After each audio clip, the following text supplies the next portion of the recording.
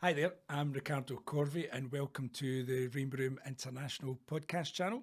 We are going to be doing Leigh Kerr's second part today, and we are going to start off with the beginning of her journey in the bigger academy. We've already explored going from being an assistant right through to running a training academy in 70 Howard Street, but from day one we knew it was too small. So we're about to start this epic journey of building, creating and then running this absolutely amazing academy further up the street in Howard Street. So again, as ever, sit down, get comfy, get your headphones on, or if you're in the gym, keep working, but keep listening, and join me with this discussion with Leigh Kerr. Today's podcast has been sponsored by Mataki Scissors, and I'm an ambassador for the brand, and I've been using them now for about 7 months, and they have been amazing. The fact that they're a British-based company, the fact that we can pick up the phone and work with them and we can get everything sharpened with them has been absolutely unique. So today's podcast is brought to you with the help of Mataki Scissors.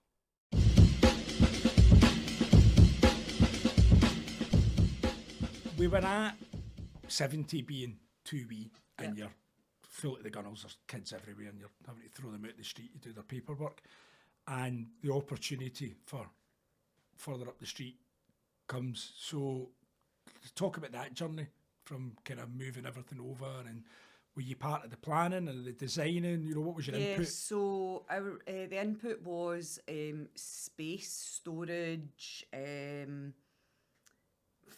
filing cabinets, like waterproof filing, because legislation changes as well. So there was a need to have like waterproof storage and fireproof storage and blah blah blah. So, but as far as the design, no, you just leave that to Alan and Dougie. I just left that. I was too young. Like I knew I needed more space. I knew I needed more storage. I knew I needed, just like space. Yeah. And did he do a sort of consultation period with you? We're just going, right, you know, what's been working in the original one, what's not working? I mean, he was down often enough. Like he was super proud. So I mean, he was down often enough that he knew, and he, you know, obviously it's me and the relationship I've got with Alan. I would be like, Alan, this is like I've got a problem here, right? Like, and you need to fix it.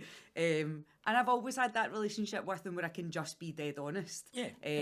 So which he would always promote, kind of really actually demand. There's nothing worse than he hates, you know, either positively or negatively telling him what's going on, and the constant running theme is fixing a problem with a positive solution. Is always the thing. It's never about going back the way.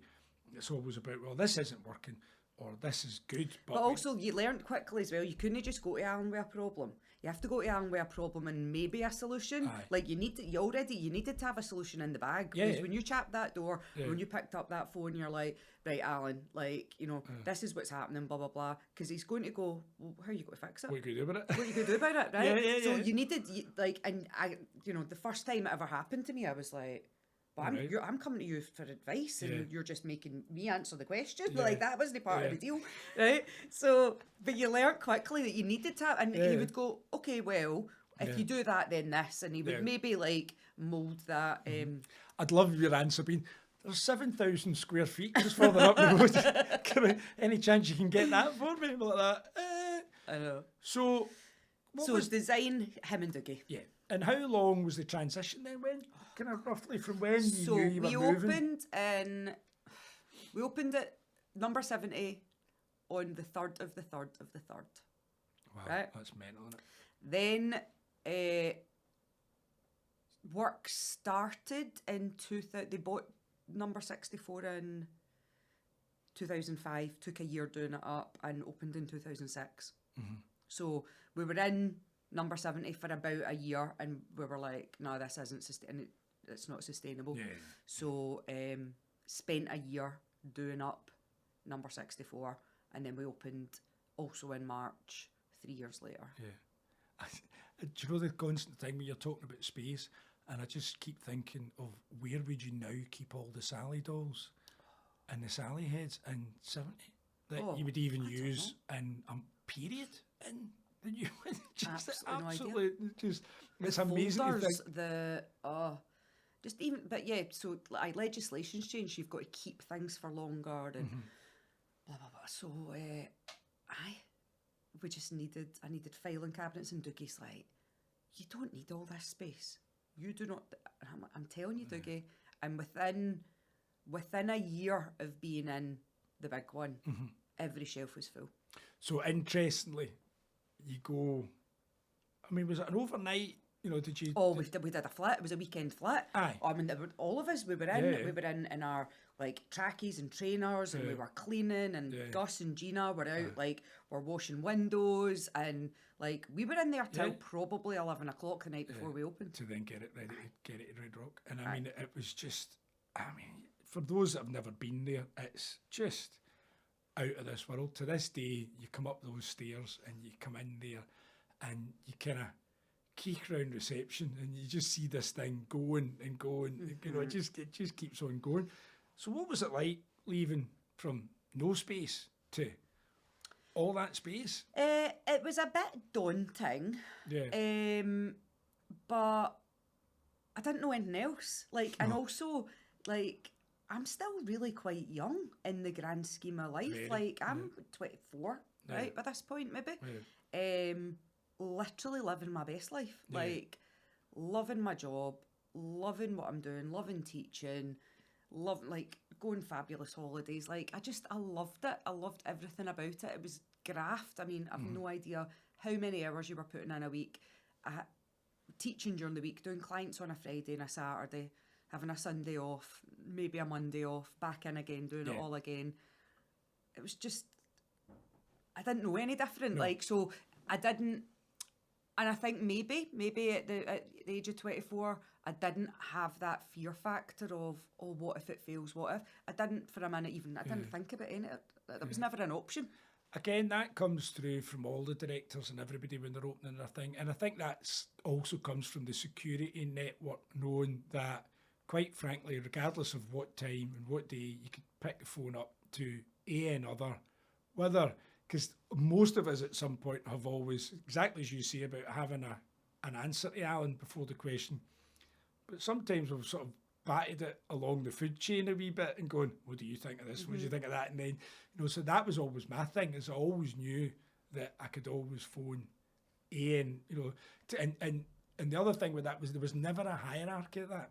You know, I mean, right now, I can categorically say that the newest member of the director team has a WhatsApp message from me asking her what she was doing, why it was working, and how I could implement that in my shop. It didn't mean that I only ever went to the people in inverted commas above me.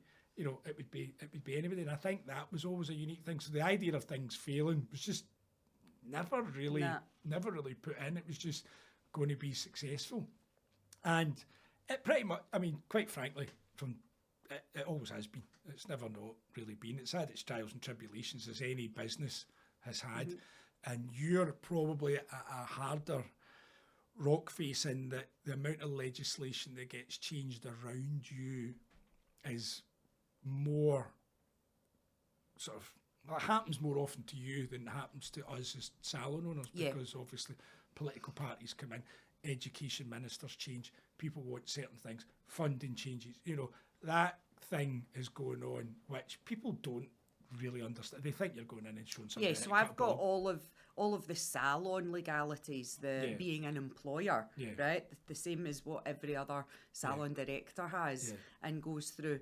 Plus, you've got being a private training provider for Skills Development Scotland, who are funded by the Scottish Government. Plus, you're an SQA centre, so you've got all the legislation that goes along with being an SQA centre. And then you break that down into all the different qualifications that you offer. The hairdressing, level 2, level 3, the barbering, level 2, level 3, the assessor qualification, because now we're actually just training and teaching our own assessors, because we're just going full circle now. So it's not just the salon, because that in the employer. We've got that as well. So it's 4 businesses Aye, ultimately essentially, that yeah. you're doing there. My paperwork brain has Yeah, actually just exploded. exploded Yeah. once you were halfway through the second one. Yeah. I'm like that. Okay, taxi for Ricardo. And that's ran, and it's done its thing. It's obviously a unique place because we use it as our training centre. Product companies, including Schwarzkopf, use it as their northern and Scottish hub. So you're getting all that kind of thing. So there's just this whole sense of kind of education going through there. And one of my big moments really in there was when Alan, we've never had an opening day for anything ever except the academy. Right? There's never been a grand, because quite frankly what he would always say was, get the door opened and get the money in the till straight. What do you want to give people free cakes and booze for, you know? And then all of a sudden Mr. Unsentimental then goes and has this big opening day, which obviously comes off the back of the wall of inspiration. Alan talks about that in his first podcast, but obviously we've got, you know, leading up to where the guys go to put their lockers and where the coffee bar area is. There's obviously all the photographs of the hairdressers that inspired Alan and Linda to become the hairdressers that they are. At the point of recording, I have asked Alan and Linda to put their hands up. They have allegedly, I have seen photographs have been taken. Photographs have been taken. But they're still not up. May 2025. Anyway, and the idea that obviously Sorby, Hartley and Galvin came up to do this thing, and he presented them with these Lifetime Inspiration Awards from Aimroom, and he was welling up on the stage, right? And we're all like, right, we couldn't believe it. But it was Joshua Galvin holding court and telling us all the stories from back then, and the idea even to have the guys in that building, you know, what a full circle to the idea that you and I are doing 45-degree graduation, and we're getting to speak to the guys that invented the bloody stuff all those years ago was amazing. So we'll leave that to one side just now, because the sort of next part of your journey that I find fascinating, obviously, with this idea that you were good at English and you were good at history, is going in for the awards and going in for the British Hairdressing Business Awards as Educator of the Year, and the success story that was, which, quite frankly, having gone through the fact that everything happened pretty quickly and to plan in a short period of time, well, lo and behold, so did that. So when did you decide that you were going to go in for the first one? It was actually Linda. Right. Linda is, everybody knows that Linda loves putting an award together. It is her thing, it's her baby. And the majority of those awards in that boardroom are Linda's. Yeah. And Alan's, obviously, but Linda's the criteria person. Yeah. So it's funny actually, because there was something you had mentioned earlier about opening in number 64, and I remember being really nervous that Linda was coming down, because that was the point that Linda then physically properly handed over George Square. Of course, right? Yeah. And I was Team Alan.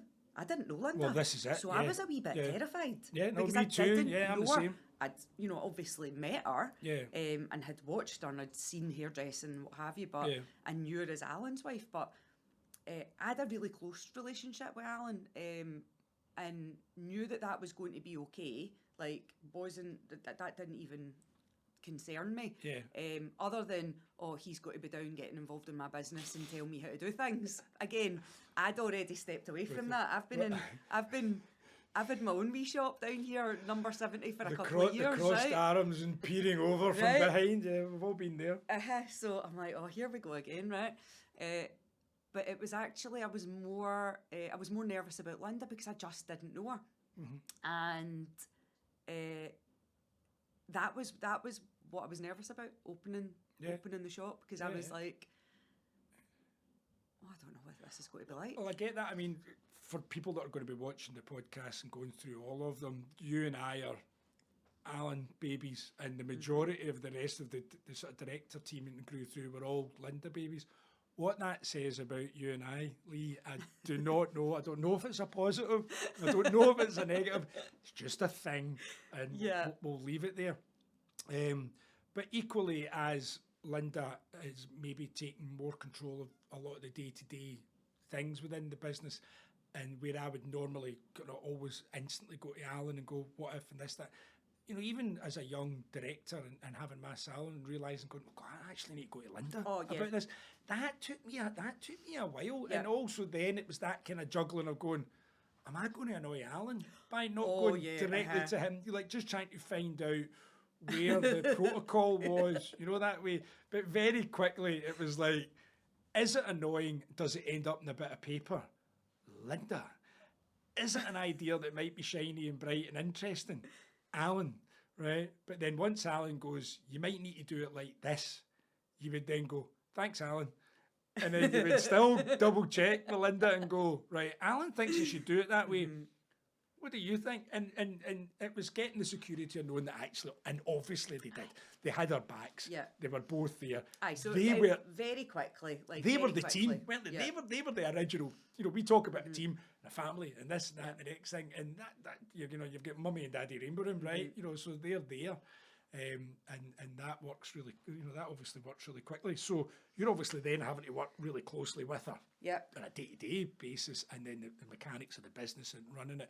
But then obviously then picking her head for being portfolio queen. Basically, it was Linda. She had, I don't know whether Alison had mentioned to her that, you know, there was a new category come out in the British Hairdressing Business Awards. Because that's really important, isn't it? Because no sounding funny, but we'd won them all. And that was the issue, that there was we'd won it, Howard Street had won it as Training Academy. Yeah. That was a Linda entry. But it was a new category as educator. Because so they had to come out with all of these different things, because ourself and similar brands to us had, you know, you'd won it for retail, you'd won it for education, you'd won it for design. Alan and Linda were already Hall of Fame for directors. So we'd actually, there wasn't a lot of stuff for the kind of brands who would be excited by that award system to actually enter anymore. So it's came about, they've come up with this educator one. And so it was specific to a person. So Linda sent me the criteria and she was like, oh, you know, I'll help you. And I was like, okay. So I just started writing, and the first part's a video, and then the rest of it is all questions with evidence. And so I wrote quite a bit, and like I sort of brainstormed, like old school mind map, like brain dump, get all the stuff out, showed it to Linda, and I was like, this is what I'm thinking for this, and this, and she's like, yeah, okay, like on you go. And then wrote out all my answers. Linda gave it a sort of final proofread and a wee twit. She thought, oh, maybe we wouldn't use that word, use this word or whatever.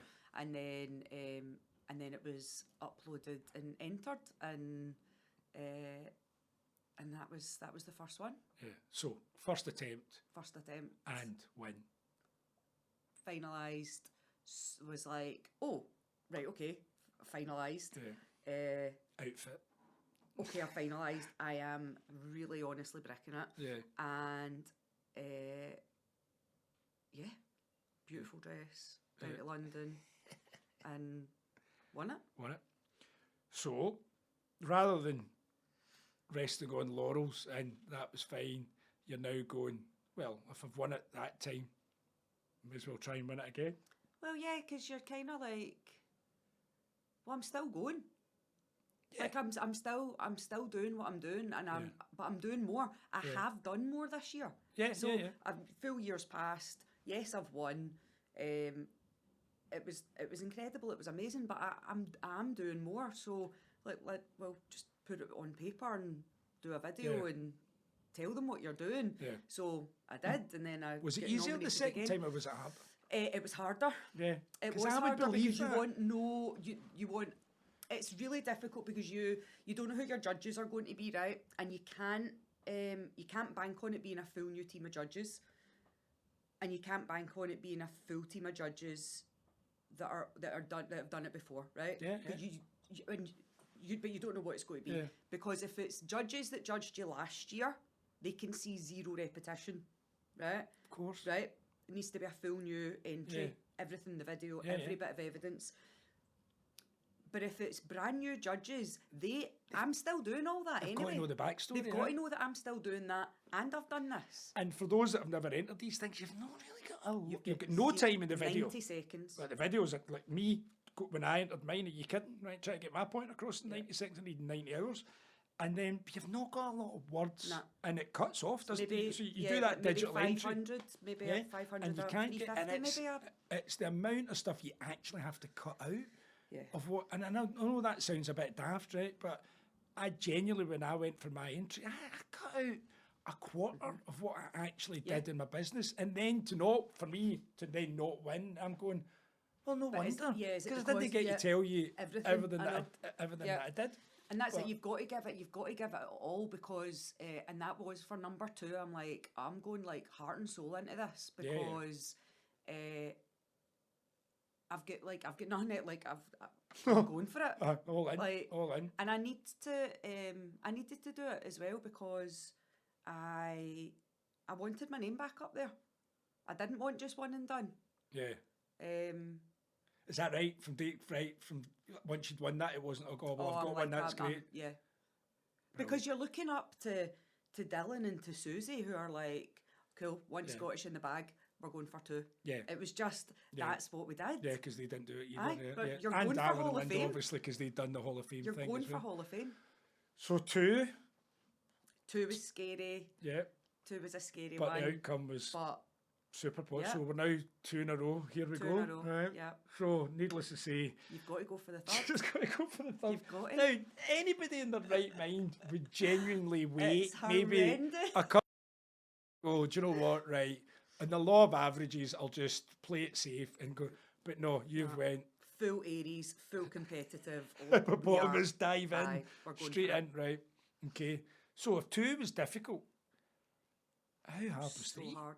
But again, I had done more. Like, the amount of other things that we have done, crazy ideas I've come up with, and I'm like, okay, so what about this? And Nikki's like, right, let's make it happen. And then Jamie's in it and Robbie's in it. And then, and these are all things that are physically getting done for these trainees, and new classes and new ways of doing things and new opportunities and, well-being days and holistic days and painting days. And these are all things that actually happen, right? Yeah. Plus, you want to make that up. Plus, we're still the best training academy in Scotland with the cleanest audits and the highest numbers. And so that standard never dropped to be able to do these other wee fun things. Of course. And I never done any of it to enter the awards. All these things that happen in the academy are done for these kids. No, it's cause and effect. Right? The first thing, at the end of the day, and the first rule of education is it's not about you, it's about them. That way, that never changes. It's like if you're an educator expecting a pat in the back and a thank you, you're in the wrong gig. That way. Whereas if you turn around and you look over and you see that kid nailing the most amazing graduate bob you've ever seen, you were like, you do it yourself and go, well done. And so I think for me as well, the entry, the format for me, like in my head, I'm like, okay, so my format for number 1 worked, right? So I was straight in, finalised 1, right? So how I prepared my video, how I answered my questions, I'm like, okay, well, that worked. So I'm going to stick with the same format. Of course. All the information's changed.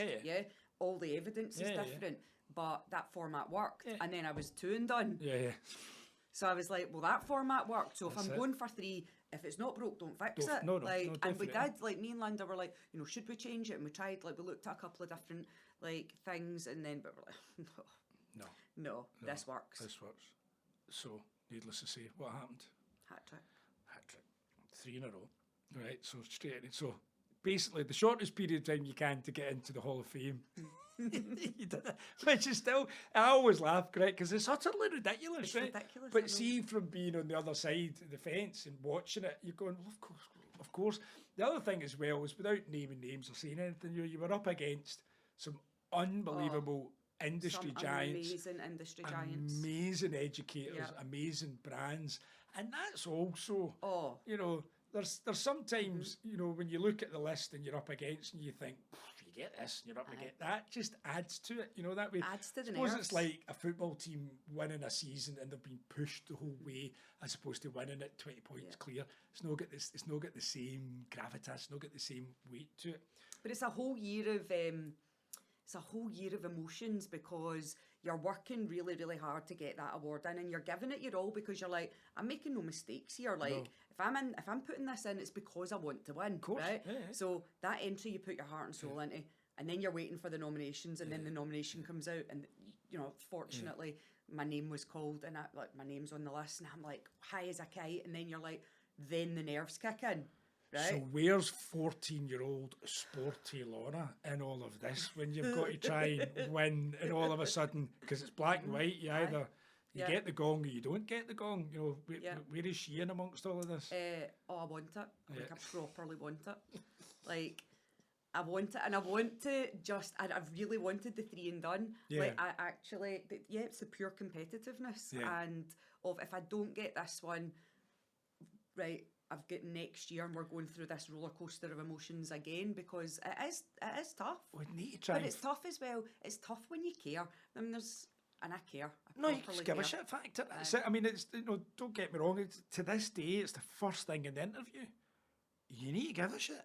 Right, pardon my French, ladies and gentlemen. You've got to, you know, because if you don't, regardless of whether it's your first shiatsu, your first haircut, or your 100th shiatsu, or your 1,000,000th haircut, or whatever, if you do not care, you've found out. It's just an industry you can't coast. The minute you coast, you've lost your client, or you've lost the student, or you've lost your business, or whatever. It's just, there is no room for coasting. And as employers, as educators, as mentors, we've got to tell them that at day one. And I do every time. So if they're ever stunned that it was pretty difficult, I'm like, well, you didn't hear that from me, because I told you in day one it was going to be dead hard. It was going to be dead hard forever. You either loved it and you either gave a shit, or you didn't. And it comes down to that. So this is tying up fabulously. You'd think I'd rehearsed these things the way that it works out, because I want to talk to you about your work in the mental health side of it. Because again, no really whether people kind of get that.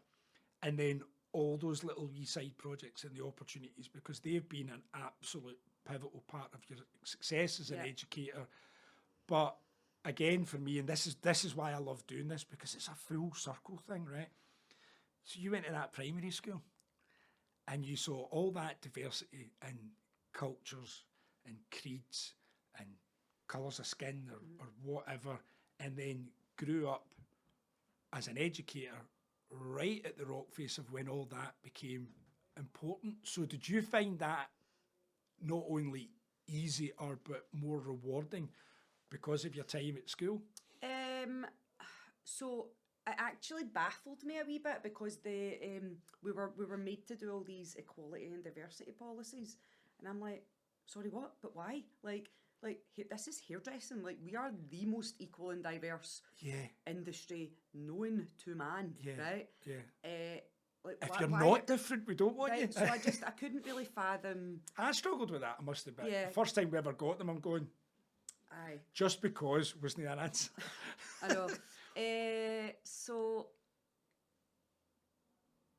But did it not give you a great insight for when those youngsters were coming in? Yeah. Because you'd kind of either spoke to people, you'd had families, you'd been through cultural, and also if they were maybe up and down, or even just somebody that was going through Ramadan, for instance, and weren't eating and were knackered on the floor, you know, you'd maybe have a wee bit more of a cultural insight to that, you know, than maybe some educators. Yeah, and you know, like, I've never actually, I've never really thought about it. Yeah. But Oh no, it was a full light bulb for me, because I'm sitting. Yeah. And then also, obviously, it comes up then in the idea that, you know, there's not just one way to paint a wall.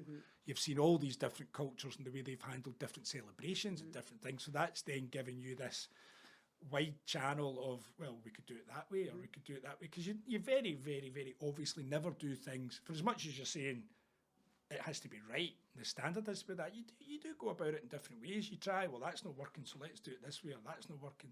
You know, that, again, is somebody that sends my team to you. I see that coming through. And you've had your, you know, running the business side of it, you've had your challenges with not having enough educators. You went through a real period where it was really difficult, but, you know, same as Alan, whatever, you know, you didn't throw the, you know, the ball, you know, you didn't just chuck it and go, oh, no, I can't do it. You just had to find a solution.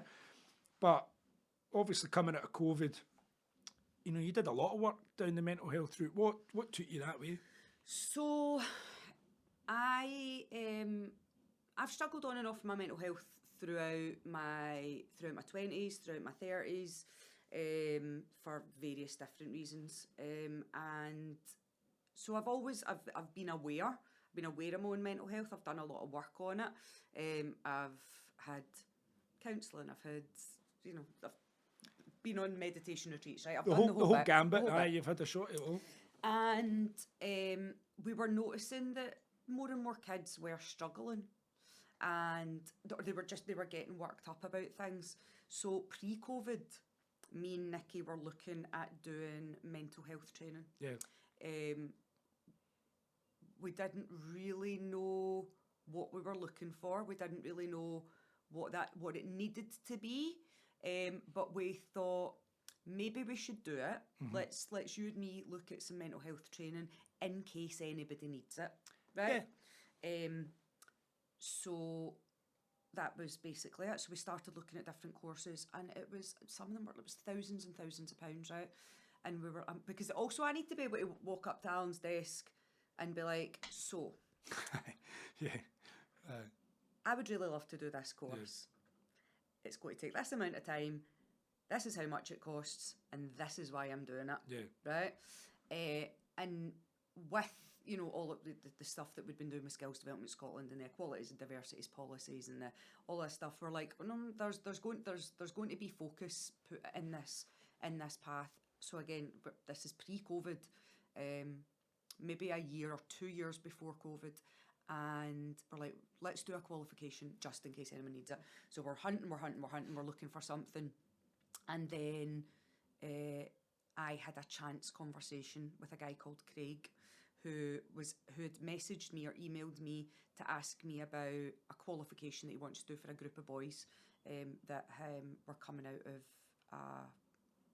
a facility, and he was looking, is there a qualification you can do? And anyway, I was like, come on in and I'll, it's easier to talk face to face. I'll help direct you and, tell you what's on the market for what you could do for them. So me and him were having a conversation. His partner's a hairdresser, and we were chatting about mental health. We were chatting about hairdressers' mental health. I'm going, we talk to our clients all day, every day, and our clients sometimes are sharing a lot of heavy stuff with us. So it's really important that we are really aware about our mental health, because that weighs on you. Linda's favourite phrase is carrying the monkey, right? That's a Linda Stewart phrase. We're absorbers, that's it. And, there's plenty of times where you go out and you have too much to drink, and, or you go home and you have a cry, or whatever the thing is, right? And it can be detrimental if you're not aware of it. So anyway, I'm like, how do I get my hairdressers across the whole company?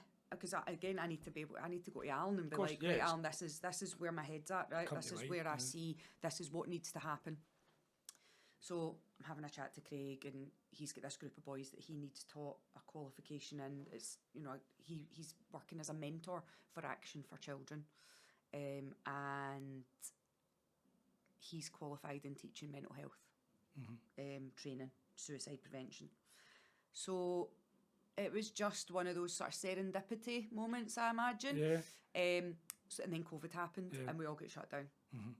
And then when there was pockets of being allowed to open back up, Craig was like, are we ready to train? Like, I can do a lot of this stuff on Zoom and blah, blah, blah, blah, blah. And I was like, right, let's try and hit the, me and Nikki, get the salon directors involved in this. So we got every single one of yous and had your mental health first aid done. So, and then we opened back up, and it was never more needed. It was unbelievable. I mean, it's amazing the things that you don't realise you were doing until they gave you a structure. And it's a bit like even when you do first aid, it's as quickly as possible, get that person to somebody who actually knows what they're doing. And it's very easy when it's somebody comes in and they've either fell or they've cut themselves or whatever. It's 999, get an ambulance here. But the issue is the idea that the mental health aspect of it's not talked about. People are a bit shy, but they do talk to us about it, and we can tell. The clients like that, we can tell. And like all of these things, it's okay to not be okay. and please speak to somebody Yeah. about it. And But- if somebody is really in the throes of like a real like panic and serious anxiety, it's just having the confidence to be able to just talk them and get their breathing Yeah. regulated Yeah. and like Yeah. a lot of the training, the qualification, that's, you know, a lot of it was then, you know, giving you the skills and having the confidence to be able to have open conversations with people and not going, if I say that, is that wrong? Like, am I allowed to say that? Like, so yeah, it was super important, super needed, especially coming out of COVID. Yeah, no, it was amazing, and obviously that's then continued, and for all the reasons that the world is the way that the world is, and whether it's phones, whether it's media, whether it's, you know, projected onto them, they have their struggles in the way that they have their struggles, and they might be different from when you were their age or I was their age. They're tied about the same things. Am I good enough? Am I good looking enough? Am I going to be successful? Am I a failure? Did my parents lovely? Am I going to get a boyfriend and a girlfriend? Whatever, but it's probably just rammed down their throat more. Yeah, than, and it's than constant because they're never off their phones. No. Like they can't hide from it. They don't get any respite. Like when we were working, you know, when we were assistants, I never had a phone until I was maybe 17 or 18, right? Like, so you would go to work, your mum would phone you on the payphone in Buchanan Street to see if you were coming home for your dinner or if you were going to be working late or if you were going to Bar Bazaar for 50 pence vodka and cokes, even though you were only 16 years old. No comment. Plead the fifth for anything that happened in the early to mid-90s. So, but they don't get any respite. They don't get a minute's peace. Yeah. And so What's your there views is a on that difference. school in Edinburgh that had that digital? Oh, I love it. I want to do it in the salad. I I would it. love to. Those wee digital, because you're technically The wee phone pockets. because you're not taking it off them. You know, that way. And it's not it's not to be seen as a penance. It's to be seen as a release from just that wee bit, which I know is ironic because we're going to be wanting them to watch this on their phones. I know. Slightly hypocritical. So the other thing that's obviously came from your cultural awareness and your kind of getting to see different cultures and getting to see different people is that, you know, travel is a big passion for you. It's always been a big passion for you, but you didn't just keep that to yourself. You brought that into the brand as well, and as early as, I mean, when did you start with the exchange student stuff in Sweden? That was also pre-COVID. So, what year was COVID? 20, we shut in 20, didn't we? Yeah. So it would have been 18, 19 then. For the Swedish ones? So it started because I got asked to host a group of girls from Sweden. Yeah. Right, as work placements. Yeah. So that was the first thing. Right. And then I'm like, so Yeah.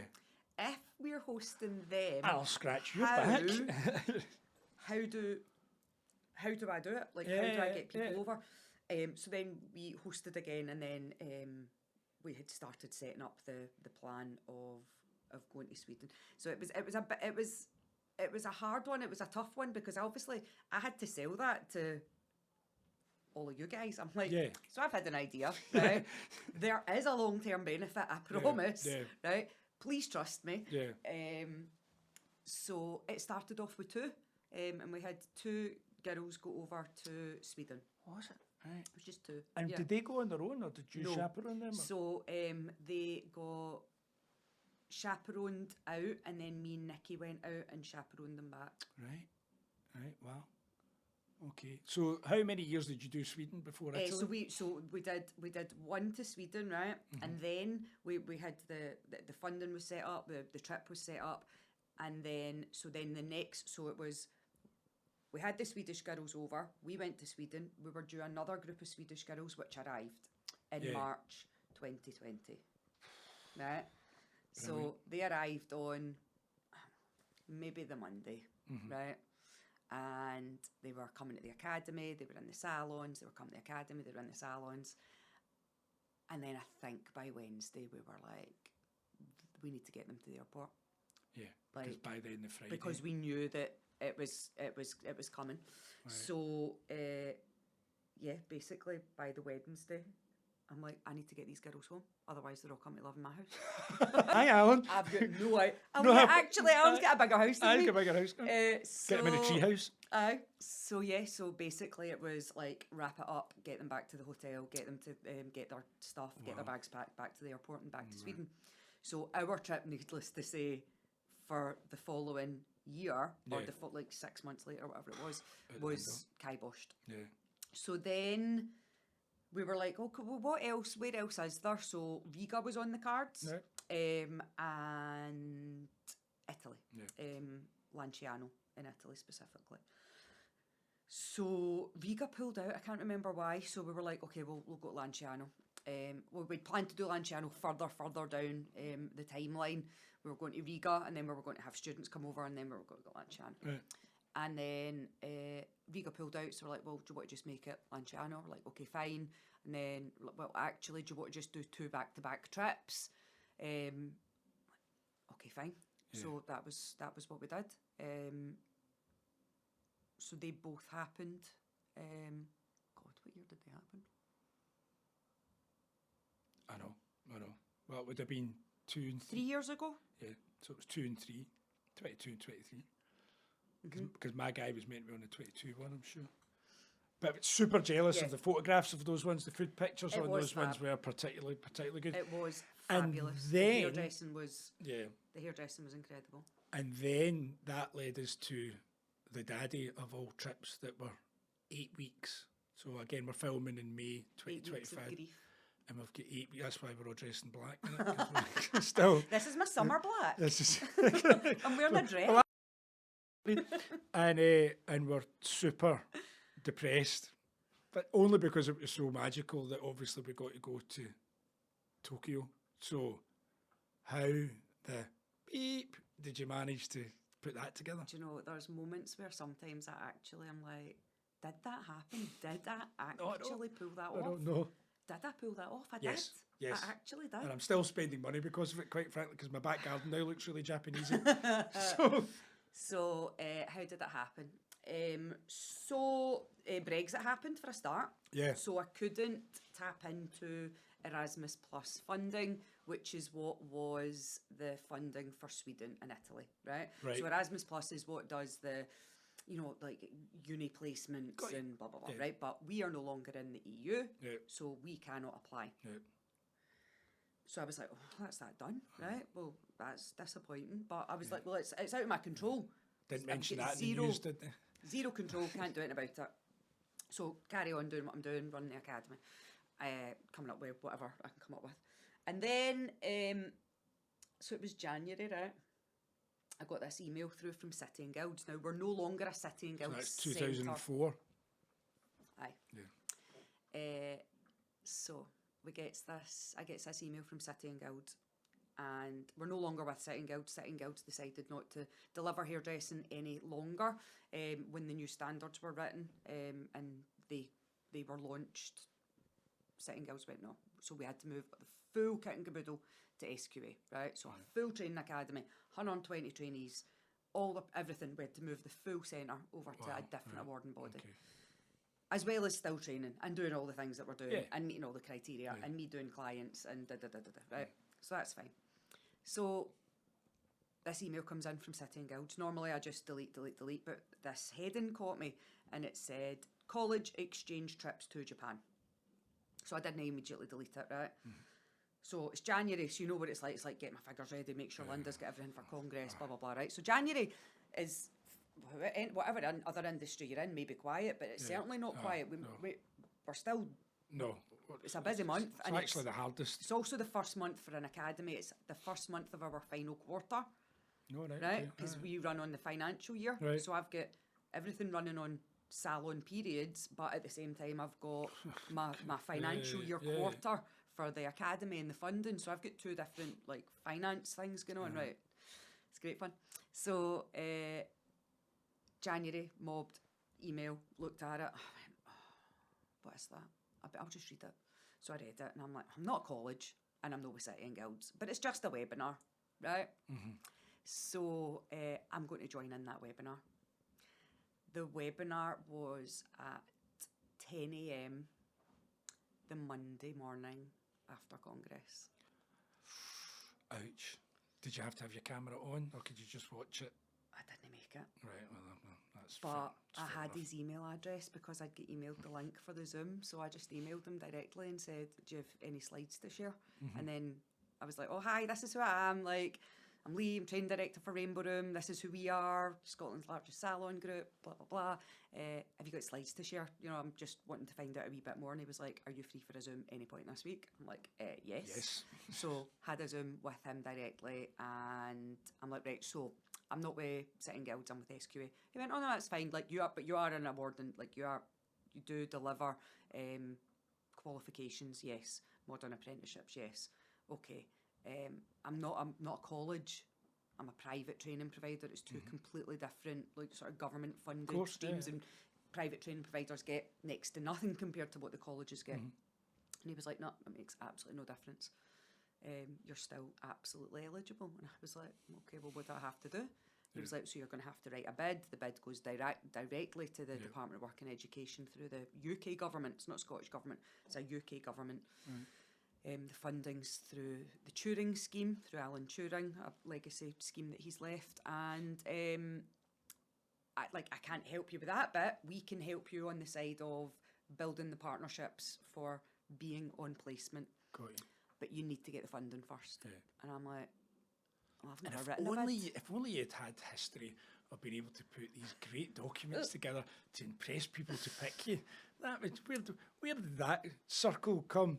Yeah, so again, this is one of those moments where I'm full of great ideas, but also properly need my team behind me, right? Because that was the work of me, Jamie, Nikki and Robbie, right? That wasn't, it definitely was my idea, and there was a big bit of like grunt work and legwork done by me, no doubt about it, but that specific thing, that document, that bid that went in was a collaboration of the four of us. Massive amount of work. Oh, huge. It's the terminology. Like, it's so not user friendly, so not hairdresser friendly. But the biggest bit was actually having to go up to Alan and Linda and going, so I've had an idea, right? Me again, hi.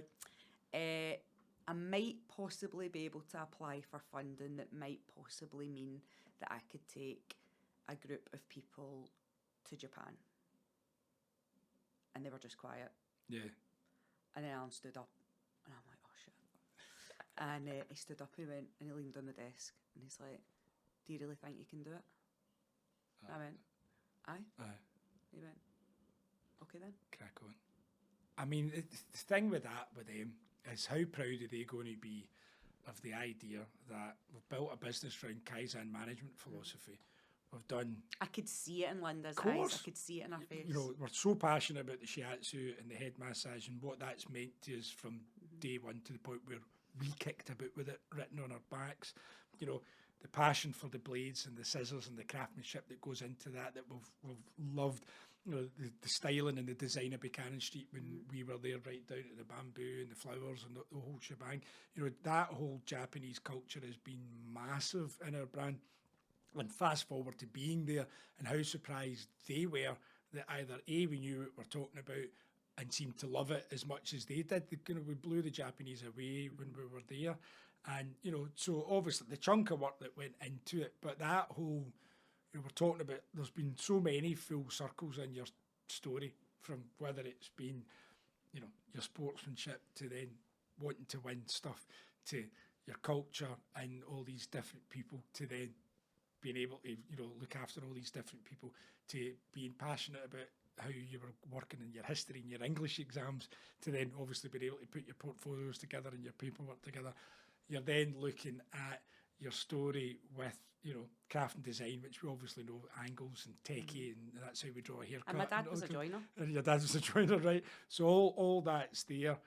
And, you know, all of these things lead to that circle, to then being the guy that can finish the Japanese circle of getting to take people. It's massive. And again, just one of those unbelievable moments. What was it like to finally get off the plane and be there? Honestly, it took about 3 days, I think, to decompress, to just actually be able to breathe, because it was a year of work and I just wanted it. I knew how amazing it could be. Yeah. I knew it. Yeah. I believed it. Yeah. But it had me awake, like no wonder. sleepless nights on the run up to it, all of the what ifs, what if this flight's cancelled, what if somebody doesn't show up to the airport, what if somebody loses a passport, just all of the, like, I completely had catastrophised. All like, the mechanics, all of the, horrendous, needed a plan A, a plan B, a plan C for everything.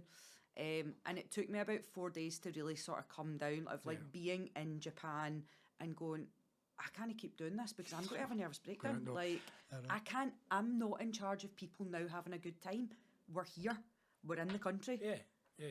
Crack on, yeah. Aye, And also, it probably took 2 days to realise that the other directors weren't going to kill the kids on your behalf. You know that way. It's like, cool, nobody's got lost. We're good.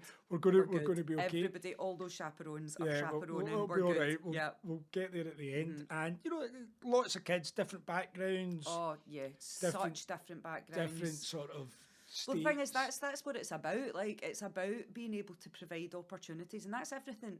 Everything that I do is about providing opportunities. It doesn't matter where you're from. It doesn't matter what level you're at. It doesn't matter, like, you know, what area you come from. Yeah. Like, you know, what opportunity can I give you Of course. to get into it? And that is what it was about. It was about providing, you know, Glasgow predominantly is a mass, like all of the areas in Glasgow that are disadvantaged. You know, it comes under a poverty demographic. Yeah. So being able to provide a group of teenagers an opportunity to do something so out with their wildest dreams, like so out with ours as well. No, completely, no. And what that sparks in them, what that, you know, hopefully that's with us, and they're 25 years down the line and they go to do something and they just remember what it was like when they were there, or they're sending somebody on the same kind of opportunity.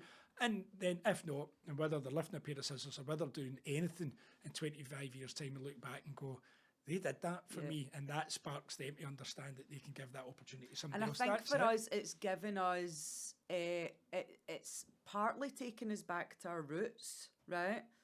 As you know, as you were saying, talking about full circle, about the company philosophy, right? I think it's partly taken us back to our roots, but there's another part of it that I see that it's given a lot of people a lot of fire in their belly again. Definitely. Right? For us, right? For those kids, it's been life-changing, and look at the difference in their confidence. You know, remember the girls that had the tights on, and the two assistants were like, unbelievable. They wouldn't do that in Glasgow. They wouldn't do that in Buchanan Street. Just go up and stop girls and be like, excuse me, where did you buy that? Because that's really beautiful. Yeah. On their phones in a different language. Oh, it was like nuts. It's honestly there wasn't a day that went by in Japan that I didn't cry, and happy tears of absolute pride of how each one of those kids has developed and overcome a hurdle. Just some of them were unrecognisable by week 2. And the ones that you thought you're going to get spat up and chewed out here, and by the end of that they're like, follow me, this is where we're going, it's exit green 4. Yeah. Right? You know, the one and only Molly Maps. You know, there was no doubt with that. These girls that had never been on a train before. It's mental. Like, it's mental. Never been on a plane, never been away from their mum and dad, all that kind of stuff. Never had a passport. And we'll plonk them in the busiest city with the most people. Double long haul flight. Let's go to the biggest, busiest city. I'm going to do this really awful thing because I know we're kind of just coming up for the end of time. And if there was one moment, I'm going to be really evil to you here, right? So one moment personally that was just about you, and you'd put this thing together, and you did your journey from being that kid that I kidnapped all those years ago to then standing in Japan with directors that you either grew up with, before, after, whatever, and these kids. What was that one moment when you were there that you just had to stop and go, OMG, this is unbelievable? And then what's the one thing that from a brand that you think we'll take back from it? Kamakura. I asked the question because I knew the answer. I'm going to cry. No. It was breathtaking, wasn't it? I can't explain. That's the bit. I don't know if the camera can see the goosebumps, right? I still can't explain that. I can't explain. I can explain the Great Buddha. I know. I can explain the Great Buddha. I can't explain the gardens. No, can't Hence explain the it. reason why. I broke down. Yeah. Like, walked in and I'm like, I'm out. I need to go. Exit stage. Like, And I how had far to in? go and take a walk, and I broke my heart. I can't get the timeline. Right? When did we go? To Oh, it was only like day 3. Like, I mean, it was early. Yeah. Like, But that then ties into where you were at as well, because Aye. you had all that Yeah. going on, and obviously there's all the other stuff that we're not going to go into, but just that idea that you'd grown up with a bit of that, a lot of that culture in your life Yeah. as well. But the fact that we were in the busiest place in the world, and then it was the feeling when you walked in there. quiet, Like, calm. it was it just hit you in the heart. Like, Spent all day there, couldn't you? oh, aye. Doing nothing. Nothing. And talking to nobody. Talk to nobody. No, even I shut up. I mean, even John, me, John, and David shut up. So that's no. But the power of that was, it was powerful. incredible. And Aye, and you can't, honestly, like, no, I know, and I can't tell anybody enough that if you ever get within 100 miles of that place, you know, don't get me wrong, all the blinky stuff and the Don Quixote and all the 7-Elevens and all that was all hilarious. yeah. And all the other cultural things, you know, that we did outside the hairdressing aspect that we went to, they were all fabulous. But you've got to get on that wee dinky train and get to Kamakura and go to that. So, you know, It was all of it. It was the garden. My mum loved gardening. The temples. My dad was really holistic and really spiritual. My granddad also loved the garden. He hadn't been well, and I just and Japan was always somewhere that he had really wanted to go, and he was really buzzing that I was going. So there was a whole family thing going on, and a total like reset for me. No, definitely. And then after that, I was like, That's back funny, in the but it game. gets back to that circle thing. Is, you know, there's kind of a lot of that in your life, you know, where things have a kind of natural beginning and end and them all tying together. And then from a brand perspective, you know, other than exactly as you say, that it was maybe just a nice wee reignite for people that had been in the brand for a long time and things like that, what's that kind of one thing you think you'd take back from it? I don't think I could pick one thing. The thing that got me, right, was the resurgence, like bringing Kaizen absolutely back to the fore, right? Because everything was so spotless and everybody behaved themselves in the trains, which is ingrained because one, there's no such thing as it's no my job. Yeah. And B, I'm 100% responsible for my action within this big thing. Yeah, absolutely. And I've always felt that part of Rainbow Room ethos, Alan Linda, even in your induction, whether it's your thing or not, deal with it and then worry about who didn't do it after, but be 100% responsible for everything that you do. And it didn't matter whether I was in a restaurant, I was in the train, everything that worked because of that.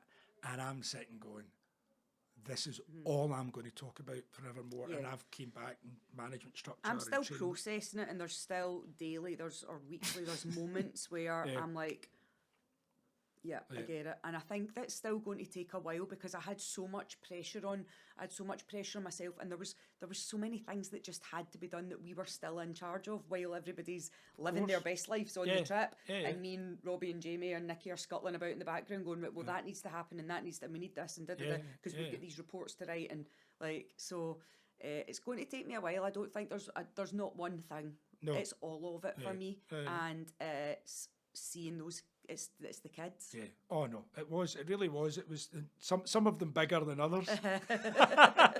And I don't think there wasn't a period. I mean, you talked about getting welled up and all that. I don't think there was a period in the whole trip where somebody didn't not feel that way and have felt that way since they've come back. So God knows whatever happened to us out there, but it was life changing. Something definitely happened to, and also it was, quite frankly, for some of you, bank balance changing because the shopping was done. I'm so proud that I was one of the people that didn't have to buy a case, but that was because I took too many clothes with me in the first place. I could have bought the other case, but I thought, how am I going to explain this to Graham? Yeah. Like, I'm paying £300 to put another case. It's just, it was. But I kind of wish I'd just done it. I know. I do wish I'd just Well, done it. if ever that's a goal to have to organise it again and go back, then that's obviously it. But rather than doing what you did with the awards, I'd maybe take a couple of years of break and then go at it. Leigh, it